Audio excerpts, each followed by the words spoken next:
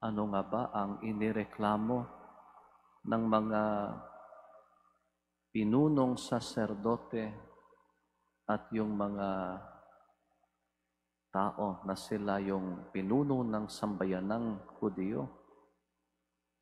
Ano yung mga inireklamo nila?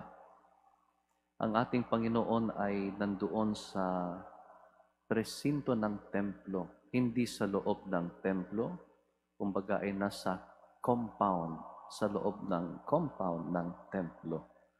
Jesus was visiting the temple, he was teaching, but prior to that, he was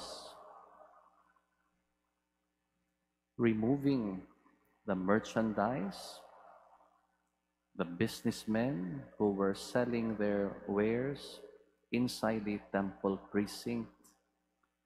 Kaya nung binanggit ng Panginoon at nung inireklamo siya ng mga pinunong saserdote, may mga bagay na ginawa siya.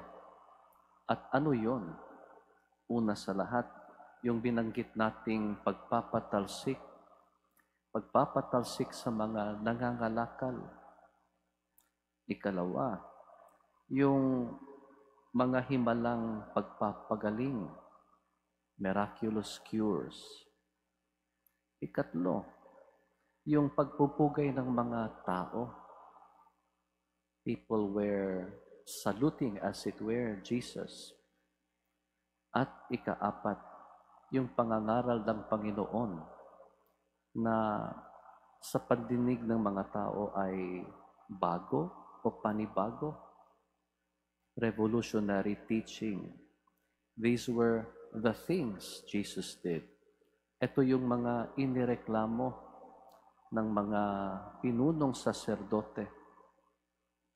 Kaya sa ating ebanghelyo ngayon, siguro mapansin po natin kung bakit nga ba ginagawa ng ating Panginoon. And we determined to understand that it was not really about the wonderment and the corresponding reaction that Jesus generated.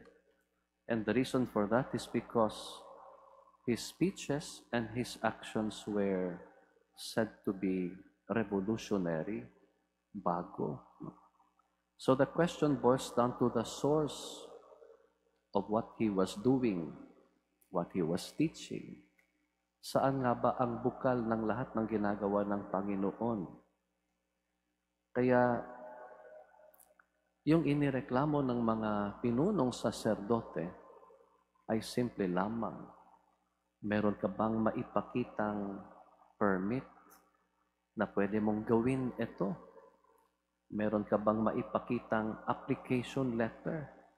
Meron ka bang maipakitang barangay clearance sa ginagawa mo dito sa loob ng presinto ng templo? Where does the authority of Jesus come from? Where does his power come from? It comes from himself. It comes from himself as God. Pwede nating sabihin na galing iyan, lahat ng iyan mismo sa Ama na nasa langit. Ngunit si Jesus ay ang Diyos na anak. Hindi lang siya yung anak ng Diyos. Kaya mula sa kanyang kaibuturan, sa kaibuturan ng kanyang dakong loob, yung kapangyarihan, yung autoridad, kung bakit kaya niyang gawin ang lahat ng ito. What did our Lord do that caused the chief priests and the elders of the people to complain? Exactly, he wants to disturb. He wants to disturb the false peace prevailing during his time. And he did these things to call attention to the time of the visitation of the Lord, a time of grace, a time of the fulfillment of the prophecies about Him. Kaya hindi lang yung katanungan ng mga pinunong saserdote ang mahalaga. Yung mahalaga ay kung bakit nga ba, ano yung dahilan, ba't ginagawa ito ng Panginoon? Dahil balak niyang gambalahin ang mga konsyensya.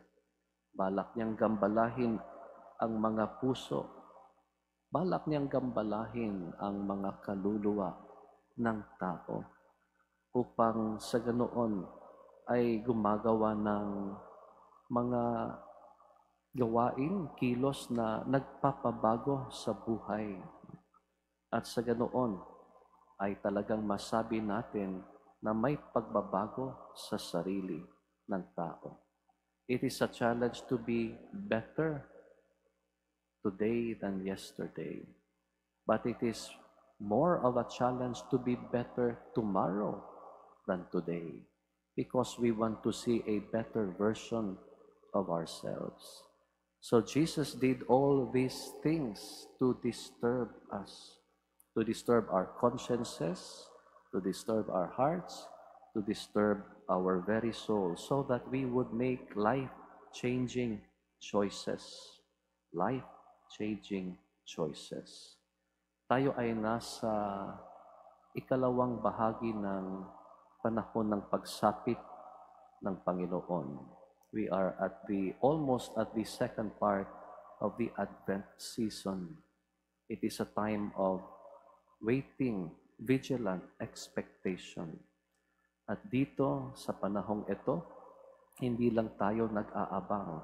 Hayaan natin na gambalahin tayo ng ating Panginoon. At kung magawa man iyan sa atin ng Diyos, magtatanong tayo, ano ang dapat nating gawin? What should we do? It is the same question that the crowds, the soldiers, and the publicans asked John the Baptist in yesterday's gospel. What shall we do? And that is why each person here this morning would ask that same question. We close our eyes and we remember that God is here right now. And in His presence, we ask that question, Lord, what am I supposed to do? What do you ask me to do today?